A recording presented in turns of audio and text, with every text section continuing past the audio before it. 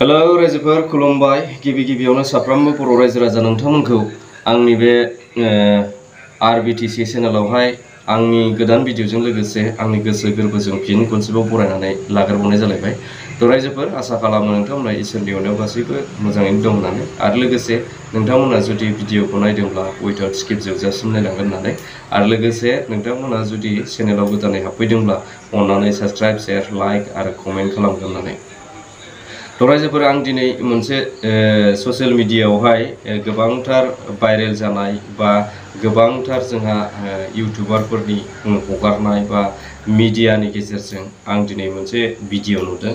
दा बे भिडिअआ जोबोद दुखुनांथाव बिपिएफ दोलोनि थाखाय। दा बिपिएफ दोलोआ दिनै बिथांनि सायावहाय मा बिजिरगोन बा मा सानगोन बा बिथांनि सायाव मा एक्सन लाबोगोन आं बेखौसो सानदों आरोखि। थ' रायजोफोर आङो बे बिथाङा सोर बे बिथांखौ आं बुंनो लुबैदों जे बिथाङा दिनै बिपिएफ दोलोआवहाय मैया दाख्लिनि सिगां बा दाख्लि बावैसोनि सिगां बिथाङा बिपिएफ दोलोनिफ्राय माने केन्डिडेटनि पेनेल लिस्टआव फैजालायनाय सासे सुबुं। दा बिथाङानो जाहैबाय पृथ्वी राजदेव मेस। दा बिथाङा बिपिएफ दोलोआव थानानै गोबांथार माने बाथ्रा बुंदोंमोन सिगाङावहाय जे बिपिएफ लं लिभ, बिपिएफ जिन्दाबाद, बिपिएफआ जुग जुग थांनानै थाथों आरो हाग्रामा महिलारि लं लिभ। बिथाङा बे स्ल'गानखौ मिडियानि गेजेरजों होलायलायनाय सासे सुबुं आरोबा व्यक्ति।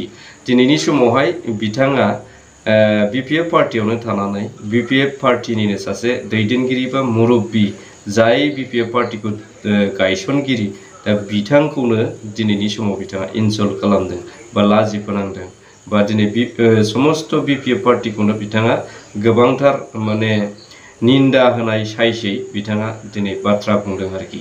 थ' नोंथांमोनहा बेखौ मा सानो रायजो राजा नोंथांमोना बिजिरदो आरो दिनैनि समावहाय बिपिएफ दोलोआ बिथांनि सायाव मा एक्सन लायो बा बिथांनि सायाव मा राहा लायो बा बिथांनि सायाव मा बिजिरनाय लाबोयो बियो बिपिएफ दोलोनि दैदेनगिरिफोरनि सायाव थाबाय आरो रायजो राजाफोरनि सायाव थाबाय। थ' रायजोफोर बिथाङा मा बुंलांदों बे ससे भिडिअ क्लिपखौहाय नोंथांमोना नायनानै लागोन। आं नोंथांमोननो दिन्थिग्रोनो लुबैदों, बेनि उनावहाय फंनैसो आरोबाव सावरायबावगोन नोंथांमोनजों। थ' फैदो बिदिब्ला আগত ৰাইজক জনাব বিচাৰিছো যে পৃথ্বীৰাজ নাৰায়ণ দেৱ মেছে কোকৰাঝাৰ লোকসভা সমষ্টিৰ পৰা নিৰ্দলীয়ভাৱে প্ৰতিদ্বন্দ্বিতা কৰিব আৰু নিৰ্দলীয় ইণ্ডিপেণ্ডেণ্ট হিচাপেই কেৱল নহয়, কিন্তু নিৰ্দলীয় হোৱা স্বত্তেও মোৰ সমৰ্থনত বিভিন্ন জাতীয় সংগঠন, আনকি স্বীকৃতিপত্ৰ ৰাজনৈতিক সংগঠনো থাকিব। ৰেজিষ্টাৰ্ড পলিটিকেল পাৰ্টিৰ ছাপৰ্টেড ইণ্ডিপেণ্ডেণ্ট কেণ্ডিডেট হিচাপে মই নিৰ্বাচনী যুঁজত অৱতীৰ্ণ হ'ম। আৰু মই এটা কথা আজি ৰাইজৰ জ্ঞাতাৰ্থে ক'ব বিচাৰিছো, অতিকৈ দুখজনক কথা যে দৰাচলতে হাগ্ৰামা মহিলাৰী নেতৃত্বাধীন বিপিএফ দলে কোকৰাঝাৰ লোকসভা সমষ্টিত ইউপিপিএল আৰু বিজেপিৰ এনডিএ এলায়েন্স কেণ্ডিডেটক ৱাক অভাৰ দি দিলে। হাগ্ৰামা মহিলাৰীৰ বিপিএফে আজিৰ দিনত কোকৰাঝাৰ লোকসভা সমষ্টিত বিজেপি এনডিএ এলায়েন্স ইউপিপিএলক ৱাক অভাৰ দি দিলে। এইকাৰণে ৱাক অভাৰ দিয়া বুলি মই কৈছো, কাৰণ হাগ্ৰামা মহিলাৰী জানে যে খাম্পা বৰগোহাঁই এনেও ইলেকশ্যন জিকিব নোৱাৰে।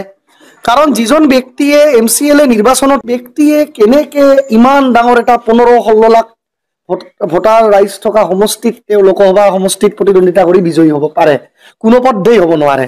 আৰু এটা কথা মই দুখ পাইছো যে বহুত বিপিএফ কৰ্মী দৰাচলতে এতিয়া সদাহীন হৈ পৰিছে, যে বহুত দৰাচলতে যিবিলাক গ্ৰাউণ্ডৰ গ্ৰাছৰুট বিপিএফ কৰ্মী, সেই গ্ৰাছৰুট বিপিএফ কৰ্মীবিলাক আজিৰ দিনত কনফিউজড যে হাগ্ৰামা মহিলাৰী ডাঙৰীয়াই MCLA হাৰা এজন কেণ্ডিডেট তাও বিৰোধীৰ সময়ত থকাত নহয়, 2020 চনত ক্ষমতাত যেতিয়া বিপিএফ চৰকাৰ আছিল, বিপিএফ দল আছিল 2020 চনত BTCৰ পাৱাৰত, তেতিয়াই খাম্পা বৰগোহাঁই ডাঙৰীয়াই ডেপুটি চিফ হোৱা স্বত্তেও MCLA ইলেকশ্যন হাৰিছে। তো তেনে ব্যক্তিক এমপিত কেণ্ডিডেট দিয়া মানে স্পষ্ট এটা কথা, কোকৰাঝাৰ লোকসভা সমষ্টিত হাগ্ৰামা মহিলাৰীৰ বিপিএফে ইউপিপিএল আৰু বিজেপিৰ এনডিএ এলায়েন্সক ৱাক অভাৰ দি দিছে। ইয়াৰ প্ৰমাণটো মই জলপটপটভাৱে ক'ব পাৰোঁ যে দিল্লীত গৈ হাগ্ৰামা মহিলাৰী ডাঙৰীয়াই এটি মানে সদ্যহতে বেছি দিন হোৱা নাই, দিল্লীত গৈ হাগ্ৰামা মহিলাৰী ডাঙৰীয়াই বিজেপিৰ নেতাৰ চৰণ ধৰি ক'ব গ'লে ভৰিত ধোৱা পানী খাই তেওঁ দিল্লীৰ পৰা ৰিচেণ্টলি আহিছে। আৰু ইয়াৰ ফটো প্ৰমাণ আপোনালোকে সঠিক সময়ত নিশ্চিতভাৱে পাব। আৰু তেওঁ বিজেপিৰ নেতাৰ গৈ চৰণ ধৰিছে, তাতে আমাৰ ক'বলগীয়া একো নাই। যিকোনো জ্যেষ্ঠ মানুহৰ আমি চৰণ ধৰিব পাৰোঁ, ৰাজনৈতিক দলৰে হওক বিৰোধীৰে হওক যিয়ে নহওক। কিন্তু তেওঁ যদি বিজেপিত যাবই বিচাৰিছে অপেনলি যাওক না। হাগ্ৰামা মহিলাৰী ডাঙৰীয়াই যদি সঁচাকে বিজেপিত যাবই বিচাৰিছে, বিজেপিৰ নেতাৰ দিল্লীত ভৰিত ধৰি তেওঁ মানে চুম্বন কৰি আহিছে, সেইজন ব্যক্তি অপেনলি যাওক বিজেপিত, ক'ব লগা একো নাই। কিন্তু আজি হাগ্ৰামা মহিলাৰীয়ে এনে কেণ্ডিডেটক দিলে যিজনে বিজেপিৰ মানে আজি ক'ব গ'লে ৱাক অভাৰ দিয়াৰ নিচিনা হৈছে, যে কোকৰাঝাৰ লোকসভা সমষ্টিত এইবাৰ UPPL আৰু বিজেপিক ৱাক অভাৰ দি দিছে হাগ্ৰামা মহিলাৰীয়ে, যে খাম্পা বৰগোহাঞিটো MCLA ইলেকশ্যন হাৰিছিলে, গতিকে এইবাৰ এনেকুৱা এটা কেণ্ডিডেট দিওঁ জানি বুজি, যি নেকি কেণ্ডিডেট হাৰিও যায় আৰু পাব্লিকৰ আগত যাতে আমাৰ BPFৰ সন্মানটোও থাকে যে ৱাক অভাৰ ডাইৰেক্টলি দিয়া নাই। কিন্তু অৰিজিনেলি BPF দলে এইবাৰ কোকৰাঝাৰ লোকসভা সমষ্টিত UPPL দলক জিকিবৰ কাৰণে, জয়ন্ত বসুমতাৰীক জিকাবৰ কাৰণে ৱাক অভাৰ দি দিছে। আৰু অতিকৈ দুখজনক কথাটো এইটোৱে হৈছে যে প্ৰকৃত BPF যিবিলাক কৰ্মী আছিলে, সেই প্ৰকৃত BPF কৰ্মীবিলাক দৰাচলতে আজিৰ দিনত কনফিউজড যে যদি হাগ্ৰামা মহিলাৰী ৱাক অভাৰ দিবই লগা আছে NDA, অপেনলি তেওঁ বিজেপিত যোগদান কৰি দিয়ক, তাত আমাৰ ক'বলগীয়া একো নাই। বিজেপিত তেওঁ যোগদান কৰক, মষ্ট ৱেলকাম। কিন্তু তেওঁ মানুহবিলাকক বন্ধকত থৈ আজি যিখিনি BPFৰ আজি ক'ব গ'লে যিখিনি কৰ্মকৰ্তা, আজি BPFৰ হাজাৰ হাজাৰ যে কৰ্মকৰ্তা আছে, সেই কৰ্মকৰ্তাসকলক বন্ধকত থৈ আহিছে। সেইকাৰণে পৃথ্বীৰাজ নাৰায়ণ দেৱমেছে ঠিৰাং কৰিছে যে ৰাজহুৱা সমৰ্থন লৈ, সংগঠনৰ সমৰ্থন লৈ আৰু কিছু ৰাজনৈতিক সংগঠনৰ পলিটিকেল পাৰ্টিৰো সাপোর্ট, ওপেন সাপোর্ট লই মই ইন্ডিপেন্ডেন্টলি क'क्राझार लोकसभा समष्टिर পৰা प्रतिद्वন্दिता আগবঢ়াম। तो रायजोफोर नोंथांमोना बे ससे भिडिअ क्लिपखौ नुनानै बा खोनानानै मा सानखो बे सुबुंनि सायावहाय? आंथ' सानदों इज ए मांकी, माने बियो मासे मोख्रासो, माने बिहा स्टाई गैया, स्टाई जायगा गैया। जाय समाव UPPL आव थादोंमोन बे समाव बिथाङा BPF खौ बुंदोंमोन आरो BPF आव थानाय समाव बिथाङा UPPL खौ बुंदोंमोन। दिनैहाय आरोबाव BPF आव थानानै BPF नि दैदेनगिरि जाय जोंहा पार्टीनि मुरब्बी हाग्रामा महिलारी बिथां बा BPF पार्टी, बेखौनो गोबां बिथाङा गाज्रि रावजों बुंदों आरो हाग्रामा महिलारी बिथांखौ दिनै इनसल्ट खालामदों बिथाङा रायजोफोरनि गेजेराव। दिनै ससियेल मिडियायाव बुंनाय बा मिडियायाव बुंनाय लोगो लोगो जोङो जे सोरबा सासे सानैनि सिगाङावल' बुंनाय जायो बे नङा। दुलाराय जोंहा बेखौ बुहुमनाङैनो नुयो बा एज ए होल माने ससियेल मिडिया नायग्रा सुबुंफ्रानो नुजोबो आरो बे माने खोथाया दिनै एसे गाबोन एसे फेमास जालाङो आरोखि। तो जेखुनु हक आं सानो जायखिया BPF पार्टीनि जायफोर सोद्रोमाफोर बिथांमोननिसिम आं खावलायनो लुबैयो जे बिथांनि माखासे बुंनाय बाथ्राफ्रा गोहोम खोख्लैनो हानाय नङा आं बेखौ सानो। मानोना he cannot do nothing, it's no matter for BPF party. आं बेखौ बुंगोन आरोखि, बियो BPF पार्टीनि थाखाय जेबो नङा आरो BPF पार्टीखौ बियो इफेक्ट खालामनो हाया बा बिथाङा जेबो गोहोम खोख्लैनो हाया।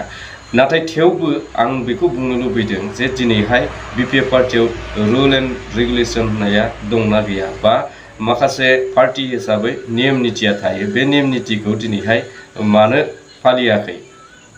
आं बुंनाय जाहोना बेनो जे बिथाङा दिनै पार्टीयावनो थानानै पार्टीनि मानसिखौनो बा पार्टीनि दैदेनगिरिखौनो बखिदों, इनसल्ट खालामदों। दिनैहाय पार्टीयाव थानानैनो पार्टीखौ गाज्रि रावजों बुंदों। दा बिथांखौहाय पार्टीनिफ्राय रिजेन होनांगौना होनाङा रायजोफोर, बा बिथांखौहाय दिनैहाय पार्टीनिफ्राय एरख'नांगौना एरख'नाङा? आंहा सोंथिया बेसो जादों। आंनि मथेबा बिथाङा पार्टीनिफ्राय जेरैबाबो रिजेन होनांगौ, बिथाङा बे पार्टीयाव थानो मोननायनि जेबो राइट्स गैया, नंगौना नङा? वी आर नट गोइं टू से हिम, जों बेखौ बुंनो थाङा इन्डिपेन्डेन्टलि बिथाङा भट गेलेयो ना बिथाङा भट दारायो, बिथांखौ जोंहा बुंनांगौ जेबो मोन्थाय गैया। एसे माने गणतन्त्र देश हिसाबै बयहाबो राइट्स दङ, मोन्थाय दङ पलिटिकेलाव बा माबा राजनीतिक गेलेनायनि बा बिसायख'थि दारायनायनि थाखाय। दा बिथाङा जेरावखि थांनानै दारायहैयाबानो बाहाय जोंहा जेबो बुंनांगौ गैया होननानै आं सानो आरोखि। दा बिथांनि इन्डिपेन्डेन्ट गेलेनायाव जोंहा जे माबा मोनसे बुंनांगौ दं आं बेखौ साना। आरो बिथांनि इन्डिपेन्डेन्टलि गेलेनायावहाय BPF पार्टीया माबा मोनसे खहा जागोन बा बिथांनि ओंखारनायाव माबा मोनसे जोंहा खहा जागोन बा पार्टीया खहा जागोन, आं बेखौ साना। दा बिनि थाखायनो दिनैनि समावहाय साफ्रोमबो BPF दोलोनि मावथि सोद्रोमा बिथांमोनहा माने बिथांनि बाथ्राखौ लानानै जेबो आपसेट जानो नाङा आरोखि माने जेबो चिन्ता खालामनांगौ गैया होननानै आं सानो थ' रायजोफोर आं बेखौनो खावलायबाय बिथाङा BPF पार्टिनिफ्राय जेरैबाबो रिजेन होनांगौ आरो बिथांखौ BPF पार्टिनिफ्राय एरख'नांगौ बाय साफ्रोमबो BPFनिनो मावथि सोद्रोमा बा दैदेनगिरि बिथांमोनहानो बिनि सायाव लिगेल एक्सन लानांगौ होननानै आं दिनै खावलायबाय थ' रायजोफोर बेखिनि भिडिअखौनो आङो खालामदोंमोन नोंथांमोनजों रायज्लायनो होननानै स' भिडिअआ गोलाव जाबाय आं बेखिनियावनो दोनथ'बाय स' थेंक इउ फर वाचिं जय बर' हारि